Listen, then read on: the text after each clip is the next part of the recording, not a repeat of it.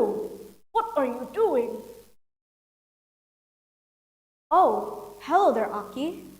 What's wrong? I'm just catching fish using poison. Is it wrong? Of course it is wrong. You shouldn't do that. It will harm the environment. Oh, is that so? Well, I don't care. All I care is I get lots of fish.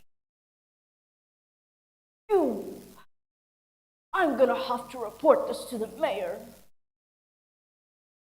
Ha, not if I go first. Move aside. Knock, knock. Oh, hello there. What's wrong, young fisherman? Oh, hello there, Mayor. I would like to report about Aki. Aki has been disturbing me and disturbing my focus. What? Well, I'm gonna ban Aki. I can't tolerate any of this. Thank you so much, Mayor. And so, Aki heard of the news. He was so sad and angry at the young man for being so rude and not listening to him. Suddenly, fell ill. Because of that, Nini had a lot of pressure on her. Then, fast forward one day later, when Nini was at the market. Oh, I hope someone will buy my fish. Oh, hey Nini, can I talk to you for a moment? Oh, of course. What's wrong? Well, I want to talk about your husband. I think your husband has been stealing my fish. What? I don't think so. My husband wouldn't steal fish. Even from you. Your fish are rotten. How could you? Oh my God! Why did you push me? You shouldn't push an old lady. So, I don't care. Go away. And so, Nini left in a hurry. She was so angry. So, she decided to lock herself in her hut forever. And because of that, fast forward 1 month later, in the young man's hut, what should I do? I don't know how to clean up my mess. I should have listened to Aki. If I did, I would prevent this. Now the only choice I have is to ask Nini, but she hasn't forgiven me yet. Maybe I should now.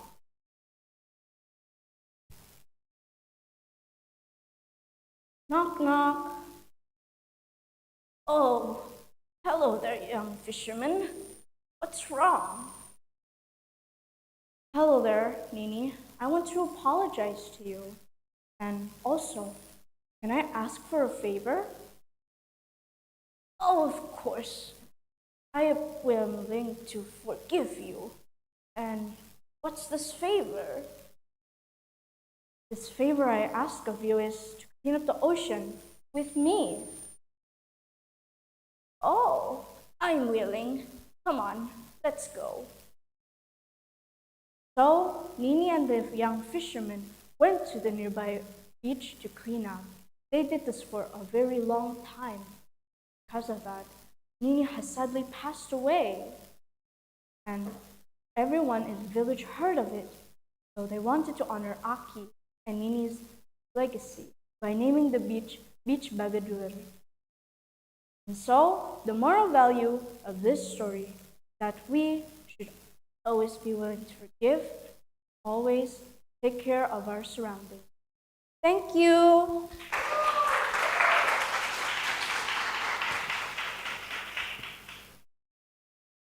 That was great. Thank you, Flavia.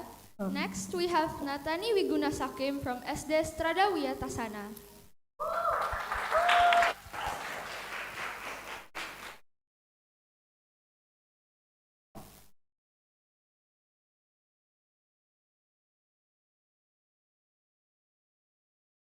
Hello everyone, how are you today? I hope you all good. My name is Nathaniel Wiguna Sakim. You can call me Ani.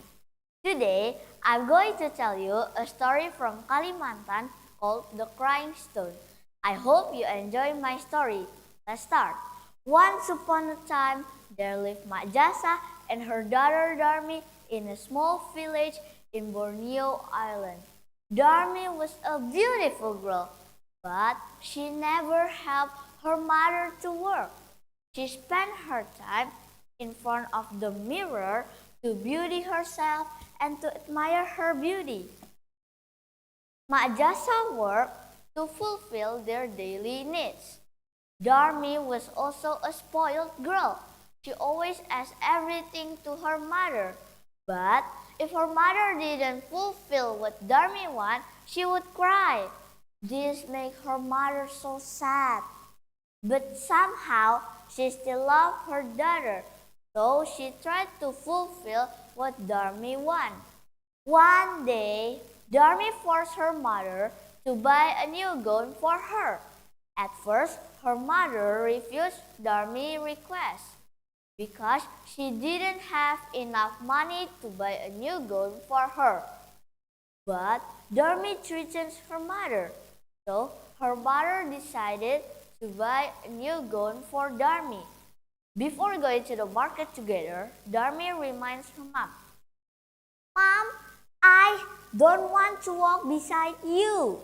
You have to walk behind me. I feel embarrassed." Darmi said, even though her mother was so sad to hear that, she obeyed Darmi's request because she didn't want Darmi to feel embarrassed. Darmi dressed beautiful, while her mother wore a very simple dress. In the middle of their way to the market, a man greeted them. "Hi, cute girl. Is she your mother?" he asked. Then Darmi replied, "What? She? My mother? How could you think of that? Of course she is not my mother. She is just my servant." Her mother kept silent, but her heart was crying aloud. Along the street, everyone passing kept asking to Darmi about her mother, and she always said that her mother was her servant.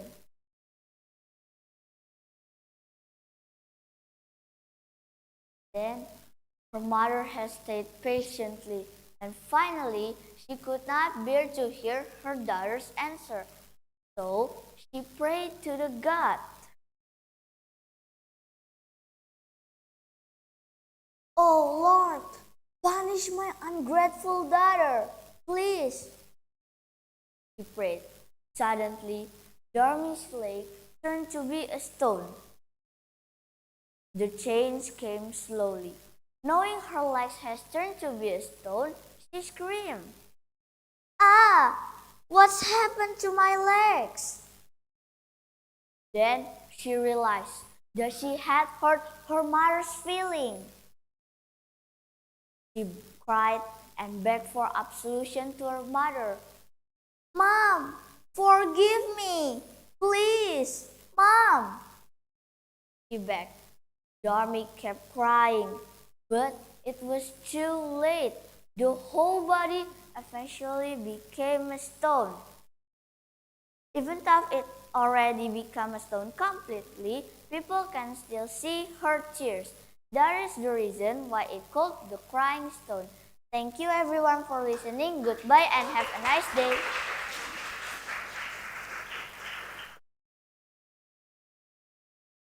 Good job, Annie, or should I say Darmi? All right, let's continue.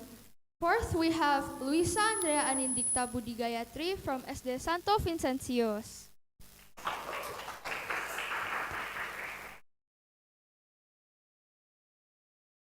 Good morning, ladies and gentlemen. Before I start, let me introduce myself.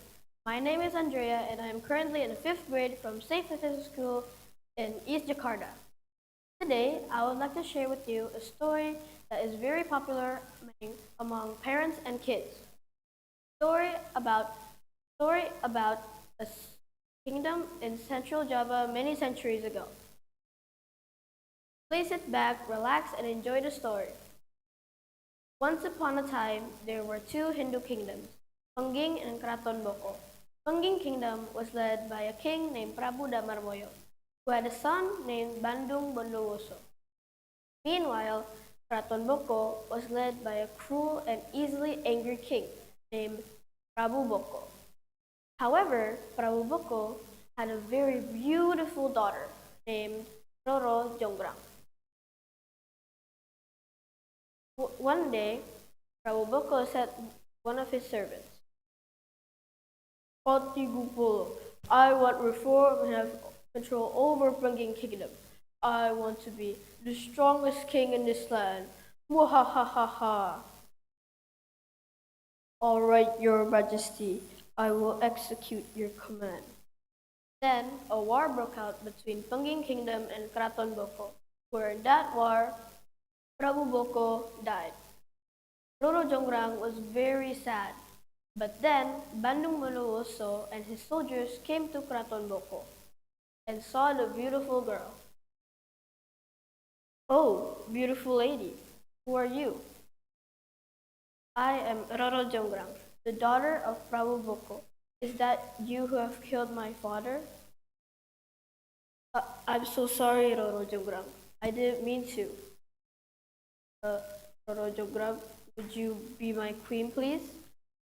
If you want to marry me, you must build 1,000 temples for me, just in one night. Bandung Bondowoso accepted the challenge. Then he summoned his genie's army. When he already summoned his genie's army, one of his genies said to him, "What can we do for you, my lord? Please, build me 1,000 temples, just in one night." Okay, my lord, we will do it right away. Then the genie's armies worked rapidly. Roro Jonggrang was very worried because it was almost day. Then Roro Jonggrang came up with a great strategy. Her strategy could make the dark night seem to bright up as the sun was going to rise in the east. Then Roro Jonggrang said to one of her servants, "Please prepare a lot of straw and mortar." Then her servant said to her, "Okay, Roro Jonggrang, I will get some straw and mortar." Then her servants burned the straw and pound the mortar, make some noise and make the dark night seem to bright up. Then Bandung Bondowoso's genie's army saw the light and said, "Look, it's already dawn. We have to go." Then Bandung Bondowoso couldn't stop the genies from leaving. All the genies immediately stopped their work and ran for cover from the sun. Then Bandung Bondowoso was very upset because he knew that Roro Jonggrang had just tricked him. Then Bandung Bondowoso came to Roro Jonggrang and said, "Roro Jonggrang, I already have built 999 temples and I just need one more temple. And the last one will be you." Magically, Roro Jonggrang's body turned into a statue. Ladies and gentlemen, now Roro Jonggrang's body is still standing in Prambanan area, Central Java. The most important thing from this story is that we must not be arrogant, even we are strong and smarter than everyone else. Because there will be other people who are stronger and smarter than us. Thank you for your attention and goodbye.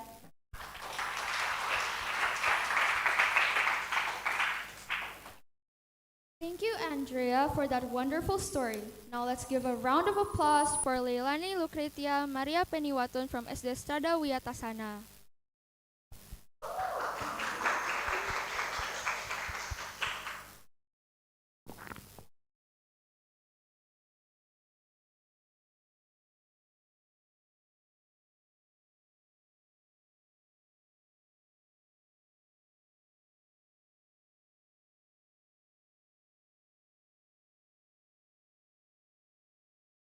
Good afternoon, dear judges. First, my name is Leilani, Pradawiyatasana Elementary School. Thank you. Down. Once upon a time, in the north coast of Sumatra, a widow who lived with his son named Kundam. He lived in a poverty. He grew up a skillful young boy. He wanted to become a successful person to help his mother. One day, he chased the chicken and hit it with a broom. He slipped off and hurt himself. He had a scar on his hand because of it. Oh my god! This scar looks ugly. I can't believe it. He saw the scar. Okay, dear. You can hide it with your sleeve. Yeah, but no need. For man, it isn't a shame to have this. A few weeks later, Malin saw a big ship with a rich merchant nearby. Malin met his crew and was offered to join. He knew it was a good chance to make his dream come true. He decided to accept the offer and went back home. Mom, what if I sail overseas? If I stay here, I will always be a poor man. I wanted to become a successful person. You really want to go? I can stop you. Always pray to God so you can have a successful life. But promise, you come back home.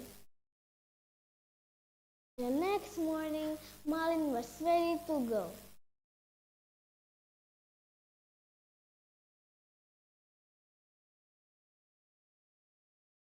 Okay, Mom, I will go. Please pray for me. See you, Mom.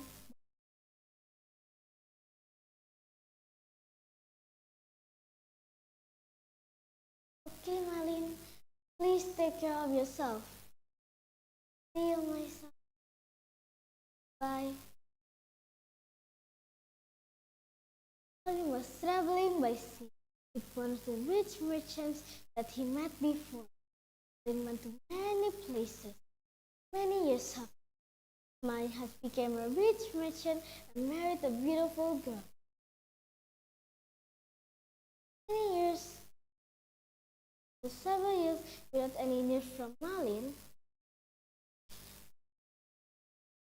Malin's mom saw a big ship arrive at the pier. What a big and luxurious ship! Ship is that? And the ship will off. Malin's mom saw a man who looked wealthy stepping down a ladder along with this beautiful woman. When the man pulled off his sleeve, Malin's mom saw the scar and knew that is Malin. She ran and approached Malin right away. Malin, my son, come back. I miss you so much. However, Malin didn't give a response. He was ashamed to recognize his own mother in front of his wife. Ew, honey, who's this woman? There's no way she's your mother, isn't she? You are not my mother. I don't recognize you. My mother passed away since I was a kid. Malin, don't you recognize me? I'm your mother. Malin's face was cold as he said to the guard, "Guard, take this old woman away from me and give her some money so she won't disturb me again."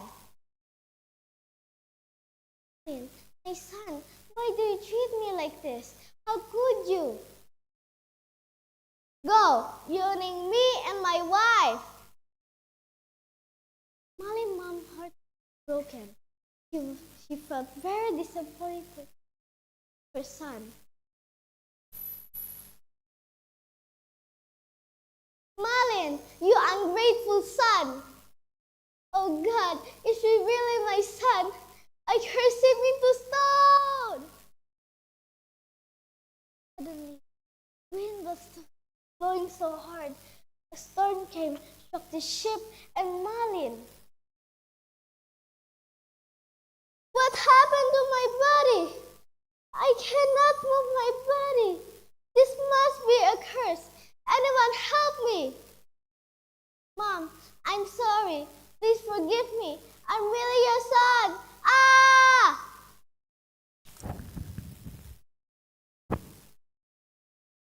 Malin's whole body turned into stone. He was punished to not meeting his own mother. The moral and value of the story is treat your parents well, especially your mother. Love her because she fights for you so you can have a great future. Thank you, dear judges, teachers, and friends for listening my story.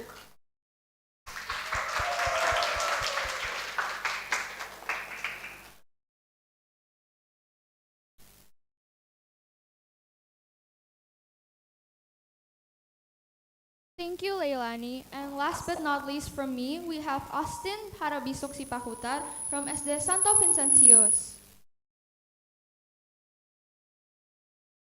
Good morning, everyone, teacher, friends, and judge. I am Austin Harabisuk Sipahuta. You can call me Austin.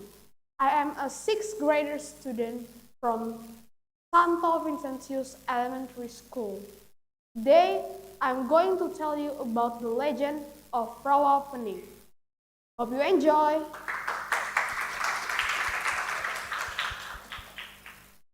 Once upon a time, there was a snake that meditates in the mountain. His name is Baru Klinting.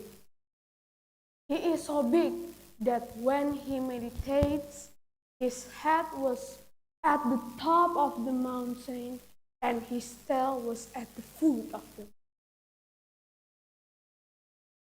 One day, villagers tried to find firewood, and then they rested on Baru Klinting's tail. They didn't realize that it's a snake dragon tail. They thought it was a large tree root, but one of the villagers' machetes stuck on Baru Klinting's tail, and it was split. And then they thought it was a large tree root that can be eaten. So they pick up the tail and the meat to the village and fast there. And then Baru Klinting awakes from his meditation and realizes that his tail has been cut off.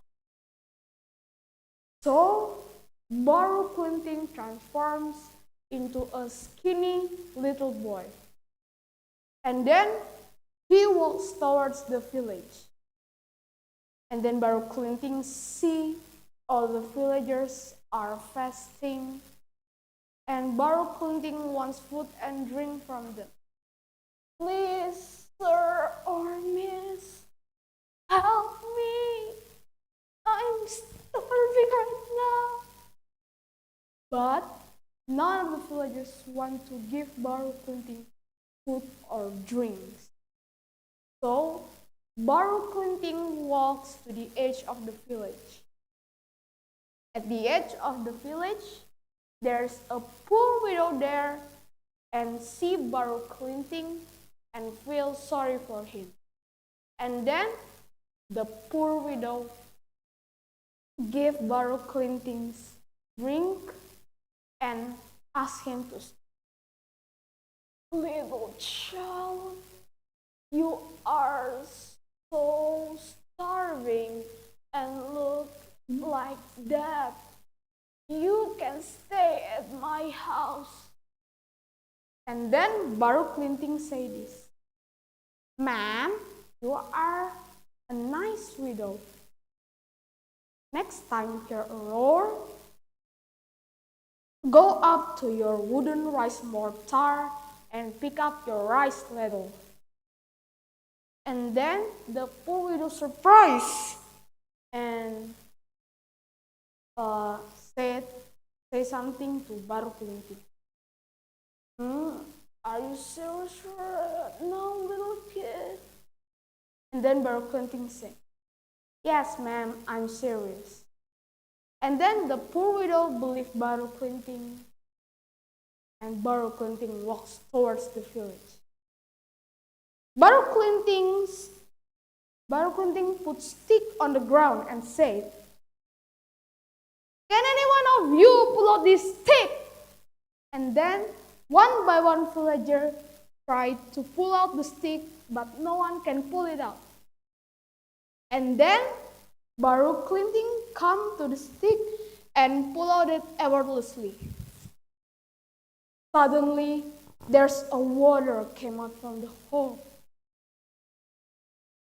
And then the village drowned. The stingy and greedy villager died. But the poor widow that has kindness, love, and compassion saved. From this story, we study or we learn that we have to love each other. We have to kind with each other and have compassion for each other. Thank you for hearing my story. Gracias.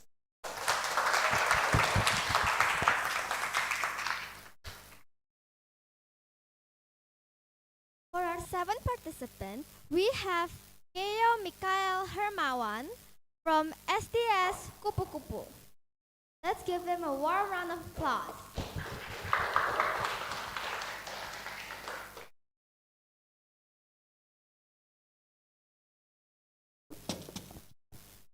Hello, good morning everyone. My name is Keo. Today, I'm gonna tell you about the legend of Lake Toba. Hope you enjoy it. In the valley in Sumatra, there lived a farmer named Toba. He was a diligent farmer, but unfortunately, his harvest was not always bountiful. He often went hungry. One day, when fishing in the river, he waited for hours, came desperate, when suddenly, wow, that's a big fish! Toba immediately brought the fish home to cook. When he was home, how should I cook this fish? Should I make pepes or ikan asin? I know! I'll make fish and chips. But I'm out of firewood. I'd better go look for some outside. Toba placed the fish inside the basin and went behind the house. He returned with a lot of firewood.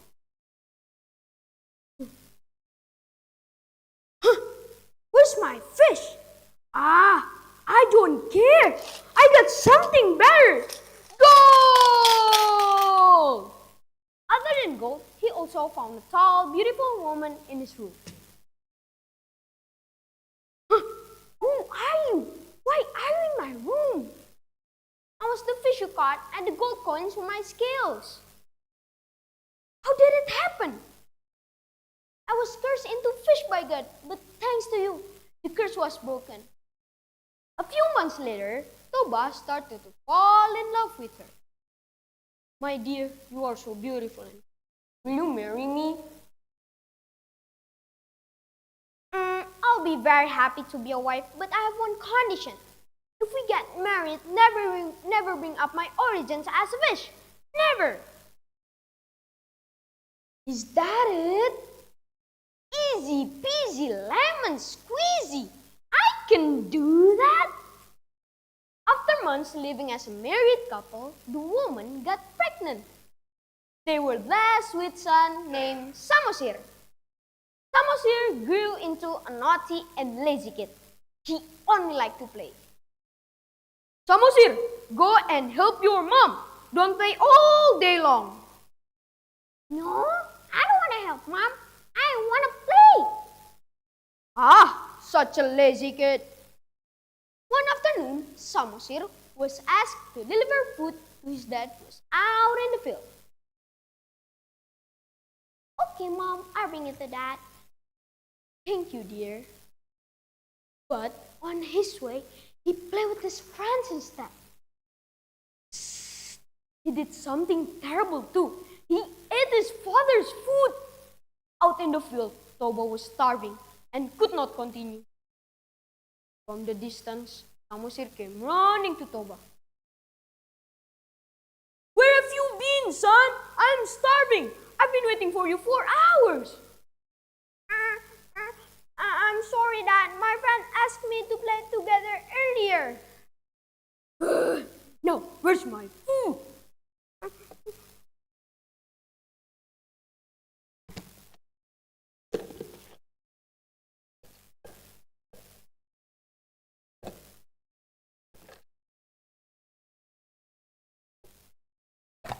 Wait.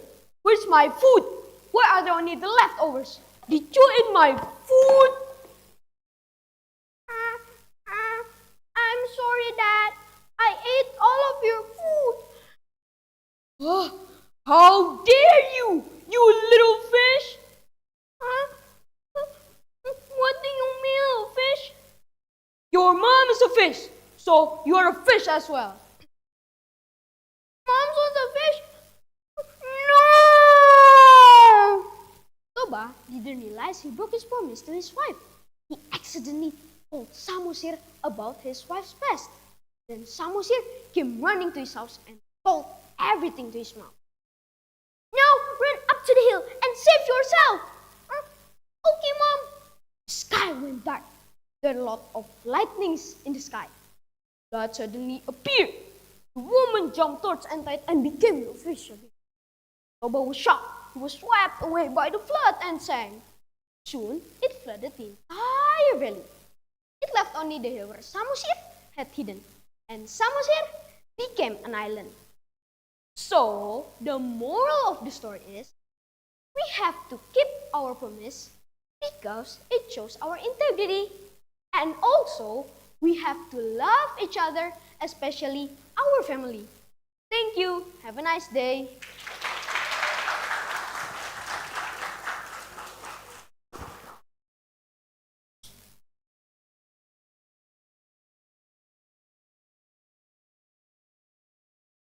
For our 8th participant, we have Teresa Evelyn Krisnovianti from SD Sana Ursula Jukara. Let us give her a round of applause.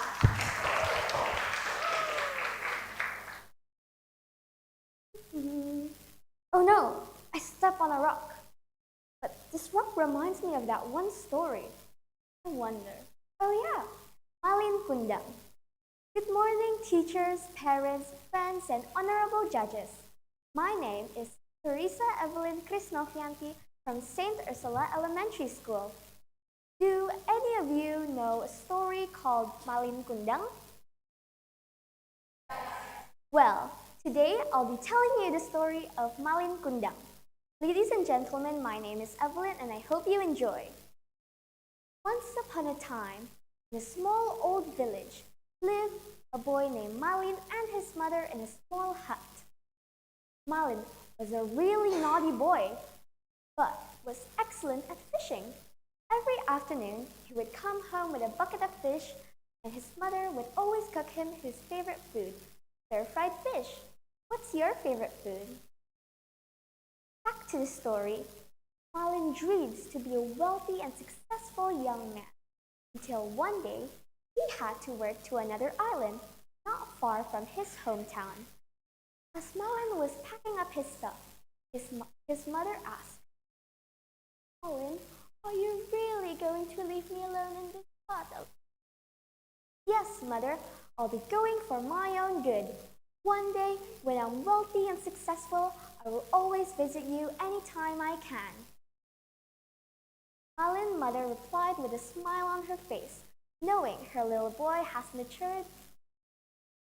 Years after Malin went inside the ship, Malin's mother prayed to God to protect his son. Years later, Malin's mother was shopping in the market for veggies. Beside it, there was a fish stand. Ma'am, would you like to buy some fish? They're really healthy and good for your body. No, thank you. I'm good, replied Malin's mother. Malin's mother thought of Malin because he used to always bring fish to home. As Malin's mother was going back home, saw something unexpected. Is that Malin's captain ship? She ran over to him and asked, "Hey, aren't you Malin's captain ship?"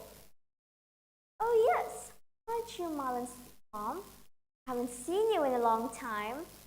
You should know that Malin is now a really wealthy and successful trader, and he's even married to a really wealthy woman. I heard they were going to this island tomorrow. Really? You're not lying, aren't you? She asked. No, ma'am. Why would I? Malin's mother came running back home to cook stir-fried fish from evening to midnight. She does not care how tired she was. She was ready to welcome their arrival. The next day, as Malin's arrival came by, Malin's mother went running to the side of the ocean and saw their ship. She screamed his name, "Malin!" He was so happy to see his son after years not seeing, but until Malin's wife saw his mom. "Who's this? Why is she claiming to be your mother? I thought your parents were rich and died years ago." Arrogantly and disgustingly, she said. Malin, embarrassedly and nervously, says, "She is not my mother.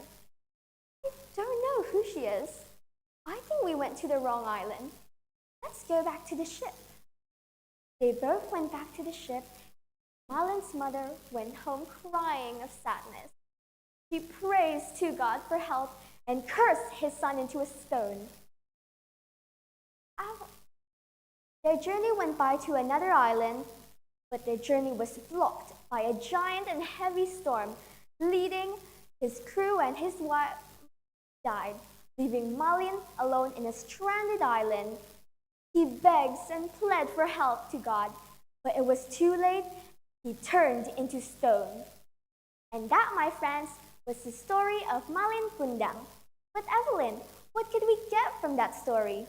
Well, we should always know to respect our honorable family members, just like our grandparents, parents, elder siblings, and many more. Thank you everyone for listening, and I hope you have a great day.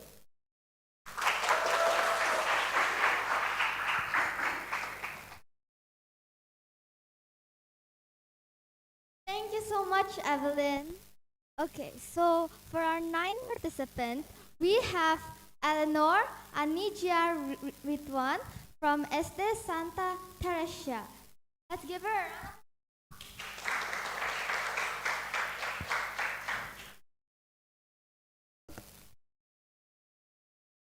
Good afternoon, judges and everyone.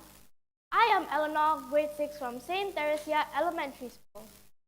Do you believe that acts of kindness and courage can make our lives and the world around us better? If you do, please raise your hand. Thank you. I believe it wholeheartedly, and let me share with you a story inspired by the legend of Endang the snake, a folklore from Bengkulu. And here's the story. I grew up in a small village with my mother and my 2 elder sisters. We were close, and they took such good care of me that I started to take our blessed life for granted. I became spoiled. One day, my mother fell seriously ill. Couldn't walk or do anything. All she could do was to lie on the bed, suffering in pain. Seeing her like that made my heart broken. A healer we consulted said that the only cure is a potion guarded by a fearsome snake named Endang who lived on the northern mountain. The idea of facing such creature terrified me, and I could see that my sisters were just as frightened. When I look at my mother, my love for her gave me the courage to act. I wanted to bring back the happiness we had before she got sick. So I stepped up and volunteered to go get the potion, even though my sisters doubted I could. Someone needs to stay and take care of our mother, I told them. I haven't done much, but I'll bring the potion back for her. Next day, I set out to my journey. Fear was with me every step of the way, and I prayed to God. God, please grant me safety so that I can bring the potion back to my mother to heal her. I walked, and when I arrived at the top of the mountain, I was exhausted. I rested on a big stone and I was soon fallen asleep. When I woke up, I was shocked to find a big vicious snake and down watching me. Panicking, I yelled, "Ah, please don't eat me!" But Endang said softly, "Don't worry, who are you? Why are you here?" Trembling, I explained my situation and begged him not to harm me. Endang replied, "I understand. You may take the potion, but under one condition. After your mother is cured, you must return here." I was too scared to refuse. I nodded, took the potion, and rushed back home. When I arrived home, I immediately gave the potion to my mother and finally recovered. Our joy was immense. But I remembered the promise I made to Endang. Fear crept back in. What if I return and Endang decides to eat me? Deep down, I knew I had to keep my promise. I tried to forget about it, but the promise haunted me in my dreams. The conscience wouldn't let me rest.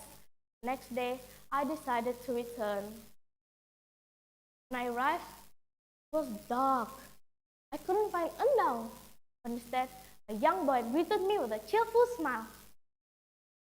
"Hi, I'm Endang," he said. "Thank you for coming back. I was once a prince, cursed to live as a big vicious snake. The only way the curse could be broken is when someone kept their promise and returned after I helped them. Many before you failed, but your return has showed kindness from your heart. As a token of gratitude, I will take you and your family to my kingdom." My family and I to the Prince's kingdom and we lived happily ever after. This experience showed the true power of compassion. It also gave me strength to face my fears, heal my mother, bring back happiness to my family, and even break a prince's curse. I've seen that small acts can make a big difference. Start small, like thanking our parents for their unconditional love. Thank you, Papa. Thank you, Mama. And showing appreciation to those around us. Thank you, Auntie, and thank you all. It can mean a world to them. Would you join me in being compassionate and making the world a better place? Thank you.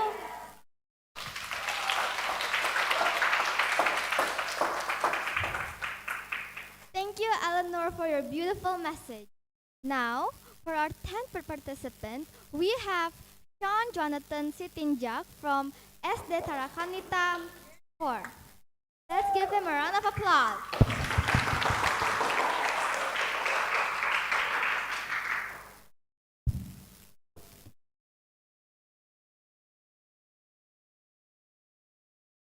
Good evening, honorable judges, teachers, friends, ladies and gentlemen. Today, I will tell you about a story about the legend of Princess Mandalika. But before that, I will tell you about my name. My name is Sean from Tarakanita 5 Elementary School. So, are you ready to hear my story? Sit back, relax, and enjoy.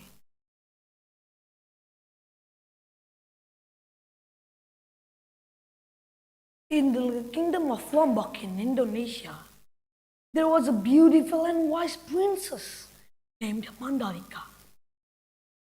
Her beauty and kindness was renowned, and many other princes desired to marry her.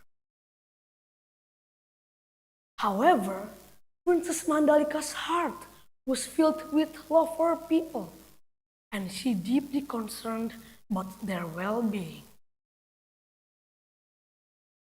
As the news of her beauty spread, numerous suitors come to her palace, each vying for her hand in marriage. This created tension and conflict among the princes to fiercely win her favor. As the situation grew increasingly dire, Princess Mandalika feared that a war will break out, bringing suffer for her beloved people. Desperate to prevent the impending conflict, Princess Mandalika decided to make a great sacrifice. So, she invited all of her people to gather on the seashore. As they gathered, Princess Mandalika climbed onto a cliff, expressing her love for her people and also her wish to avoid bloodshed. With tears in her eyes, she made a heartfelt plea for peace and unity. So, she jumped off the cliff, disappeared beneath the waves. According to the legend, when she disappeared, sea worms known as nyale appeared in shores of Lombok. People believed that these nyale were the manifestation of Princess Mandalika's love and sacrifice. Every year, during the Bau Nyale festival, they gathered to symbolizing the enduring love, peace, and unity that she upheld. So, the moral of the story is we have to be a love and caring leader. Thank you for hearing my story. God bless you. Thank you, Sean. Our 11th participant, we have Bejita Stephanie Wicaksono from SDK Sang Timur Cakung. Let us give her a round of applause.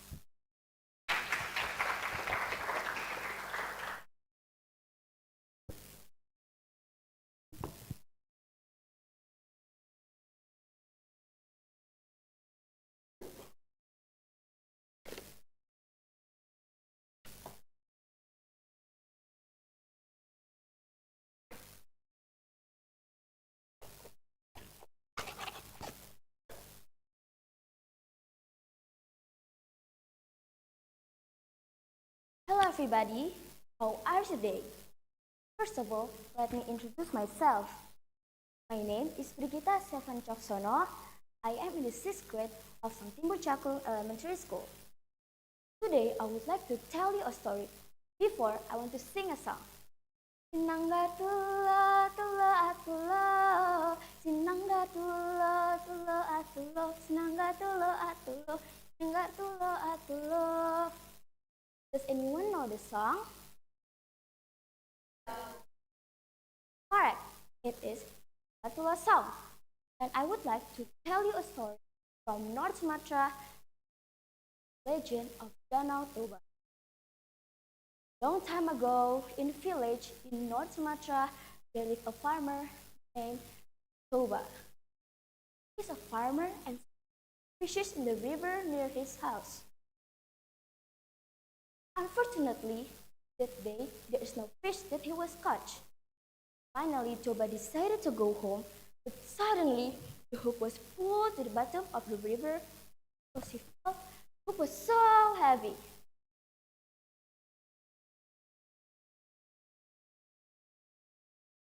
Yay! It must a big fish. I did it! Shouted loudly, immediately the fish to his home. When Toba caught the fish, suddenly the fish stopped. Please don't kill me. I promise to help you to make your life easy. Toba says, I'm really hungry today. I need the protein for my meals today. I will prepare a delicious food for you, but please let me go. Fish begs to do. Finally, Toba released the fish to the river and back to his home. When Toba arrived at home, a delicious meal was served on the table, and there was a beautiful woman who was cooking in the kitchen. The beautiful woman was the fish that Toba held before.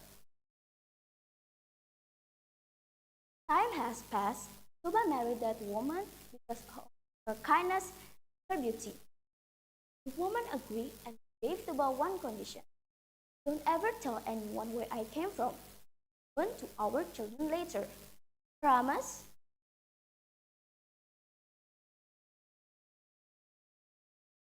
After they married, they have a child that named Samosir.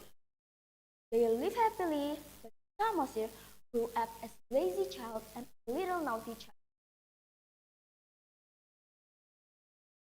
One day, his mother asked Samosir to bring lunch for Toba while working at the farm.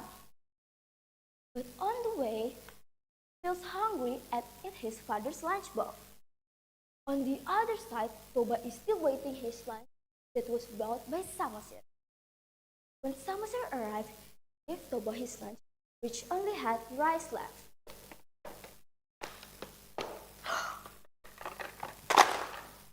Toba was very angry to Samosir and shouted, You insolent child!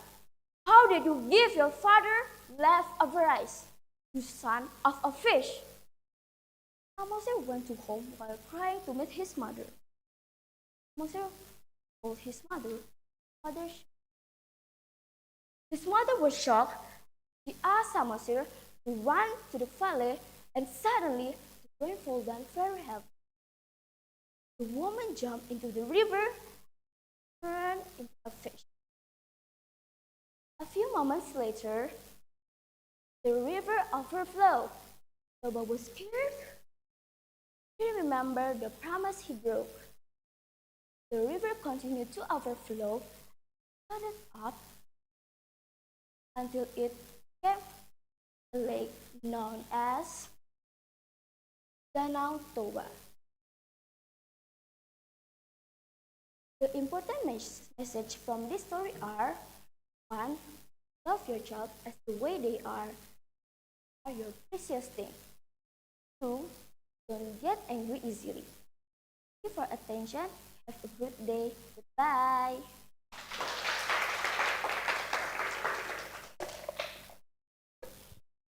Wow, what a beautiful story, Brigitta. Thank you so much. Now, for our 12 participants, we have Kailana Hope Yasperina A from SD Sana Ursula Jakarta. Let us give her a round of applause.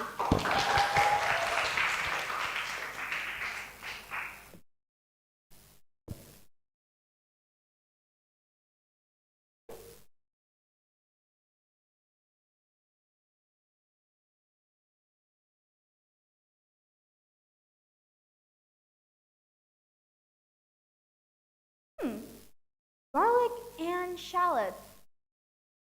I wonder what my mom cooked for me today. You know, this really reminds me of a story she used to tell me when I was still a kid. What's it called again? Oh yeah, bawang putih and bawang merah. Hi, my name is Kailana Hope Gasparinat Majaya from St. Ursula Elementary. So the story starts off with a young girl named Bawang Putih, who's only living with her father.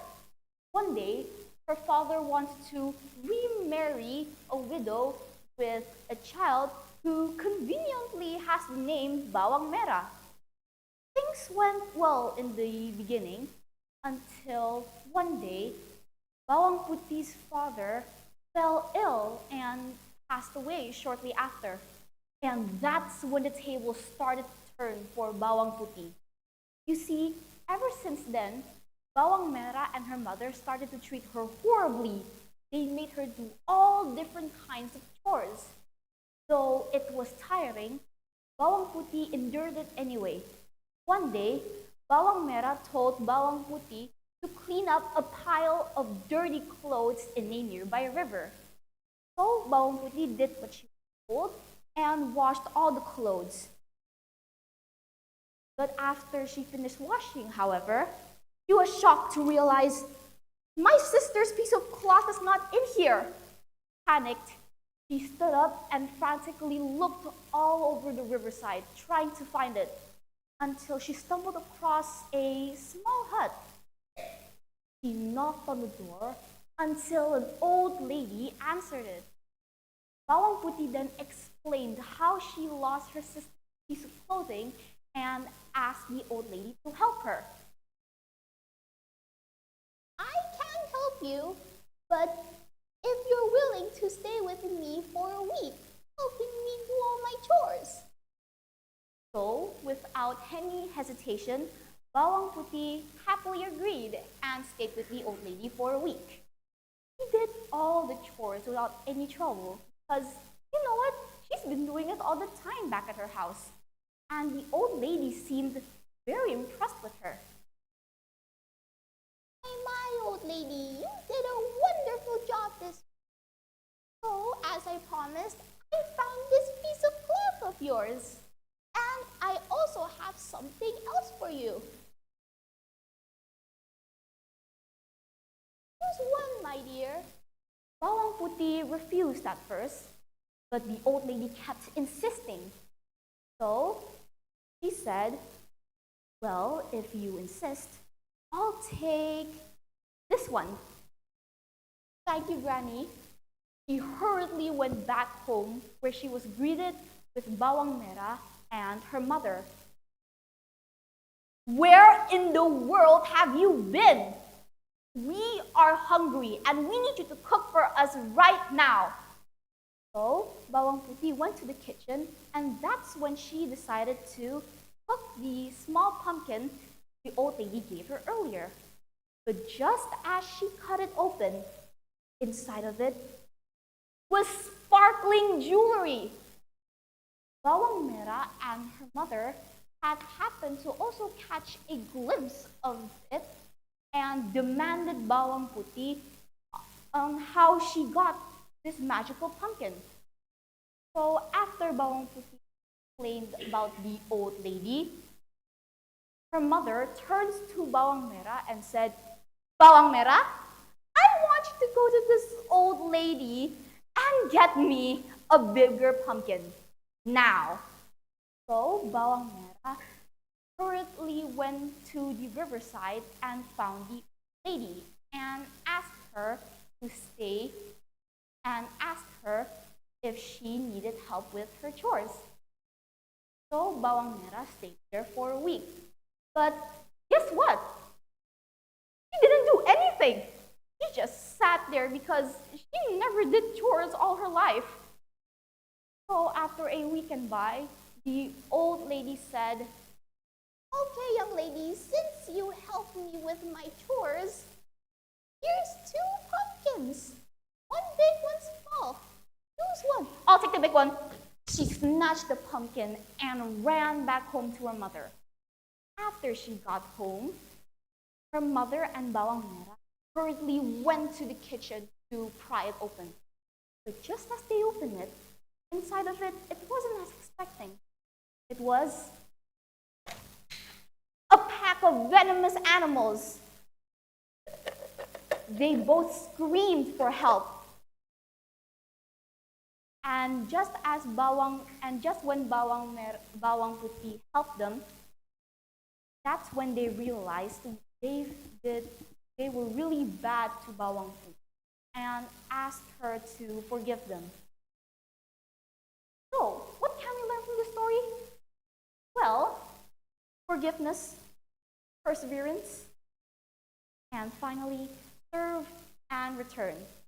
You serve something good, you get something else good in return. But you serve something bad, you get something else bad in return. So that's all for my time today. Thank you.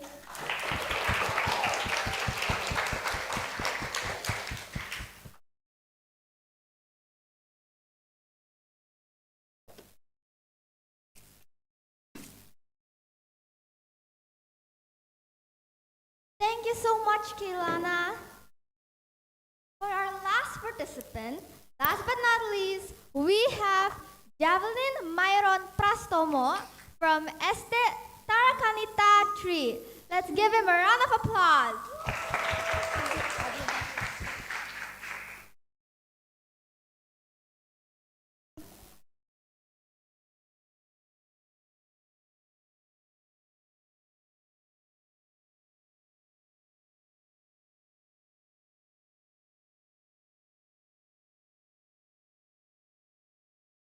Bawang putih, bawang putih. Hah. Bawang putih, bawang putih. There you are, here. Wash my clothes and I'm hungry. Prepare me breakfast. Now, hurry up.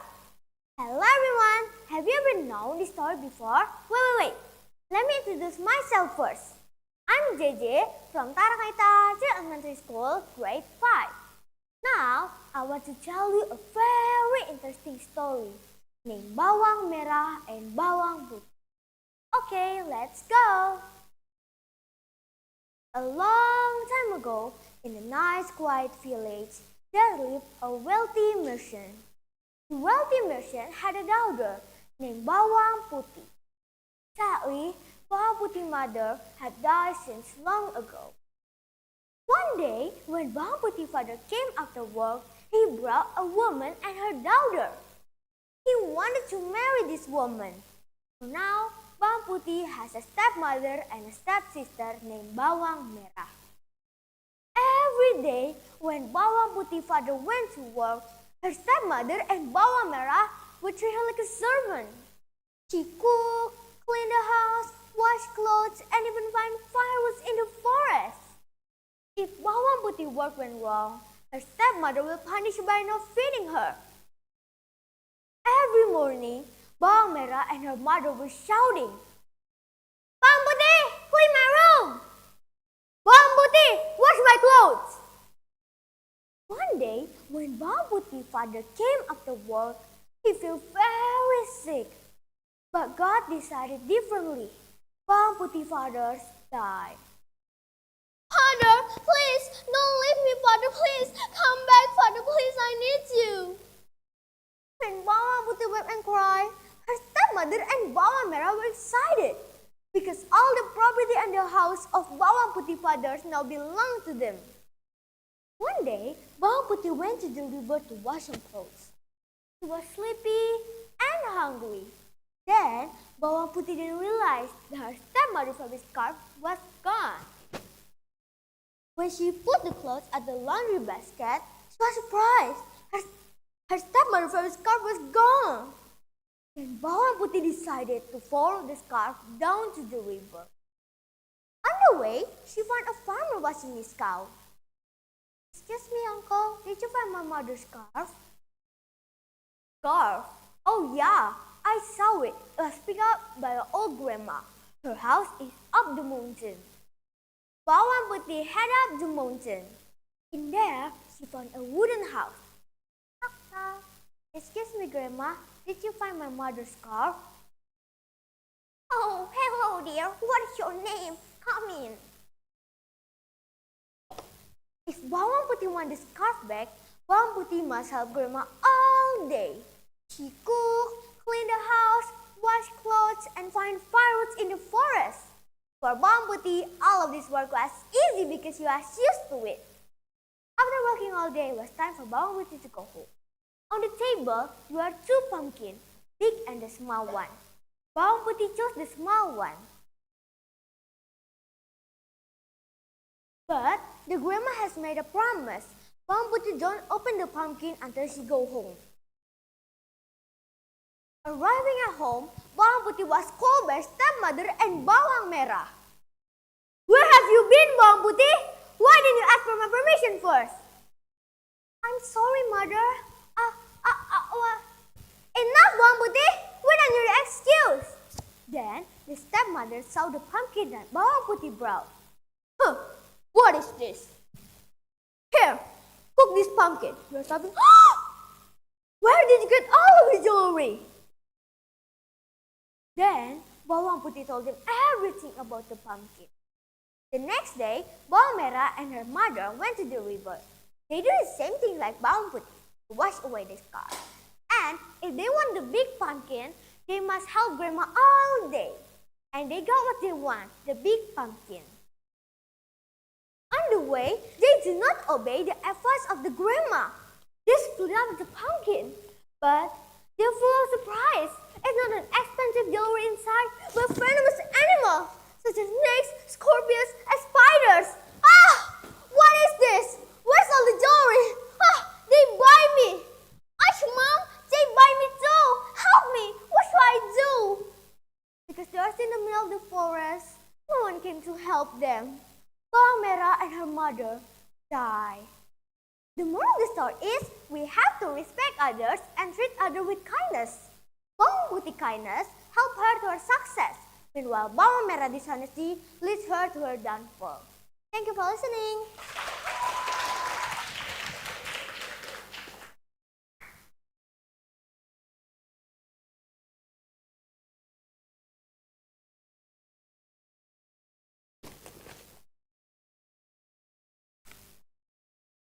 Wow, that was so marvelous! These kids sure have an incredible knack for bringing stories back to life. And guys, don't fret, because we'll be announcing the winners at 12:50 p.m.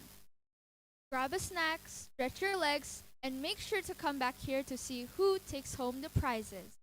For those who want to explore more on Sanur Day, please feel free to visit the bazaar while waiting for the announcement. Have fun, everybody! Have fun, everybody!